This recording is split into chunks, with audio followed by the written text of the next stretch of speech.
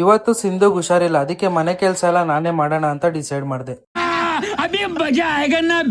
ಮೊದ್ಲು ಹಿಂಗಿರೋ ಮನೆನ ಚಿಟ್ಕಿ ಹೊಡಿ ಅಷ್ಟ್ರಲ್ಲಿ ಹಿಂಗ್ ಮಾಡಿದ್ದೆ. ಶಾಕ್ ಆಗ್ಬೇಡ್ರಿ, ಫ್ಲಾಶ್ ಬ್ಯಾಕ್ ಕರ್ಕೊಂಡು ಹೋಗ್ತೀನಿ. ಫಸ್ಟ್ ಶಿಂಕಲ್ ಇರೋ ಪಾತ್ರೆಗಳನ್ನೆಲ್ಲ ಕ್ಲೀನ್ ಆಗಿ ತೊಳ್ಕೊಂಡು, ಶಿಂಕಲ್ ಗಲೀಜ್ ಎತ್ಬೇಕಾದ್ರೆ ಒಂದ್ ಫ್ಲಾಶ್ ಆಯ್ತು. ಮದ್ವೆಲ್ ಗಂಡು ಹೆಣ್ಣು ಹಾಲ್ ಬಿಂದ್ಗಿಲ್ ಉಂಗ್ರ ಎತ್ತಾರಲ್ಲ, ಪಾತ್ರೆ ಎಲ್ಲ ತೊಳ್ದಾದ್ಮೇಲೆ ಲೈಟ್ ಆಗಿ ಸೊಂಟ ಇಟ್ಕೊಬಿಡ್ತು. ನಾನ್ ತೊಳ್ದಿದ್ ಸ್ಕ್ರಬ್ ಅಲ್ಲಿ ಈ ತರ ಮಕ್ಕುಗ್ಸ್ಕೊಂಡೆ. ದೇವ್ರ ನಿನ್ ಒಳ್ಳೇದ್ ಮಾಡ್ತದ, ನಿನ್ ಜನ್ಮಕ್ಕೆ ಹೋಗು. ಮನೆ ಗುಡ್ಸಿ ಒರ್ಸದ್ಮೇಲೆ ಫೈನಲಿ ನೋಡಕ್ಕೆ ಹಿಂಗಿತ್ತು. ಆಮೇಲೆ ಸಿಂಧುಗೆ ಮಕ್ಳಿಗೆ ಊಟ ಹಾಕೊಟ್ಬಿಟ್ಟು ನಾನು ಒಂದ್ ಸ್ವಲ್ಪ ಊಟ ಹಾಕೊಂಡು ತಿನ್ಬೇಕಾದ್ರೆ ನನ್ ಮಗಳು ತಟ್ಟೆಲ್ ಏನೋ ರಿಸರ್ಚ್ ಮಾಡ್ತಿದ್ಲು.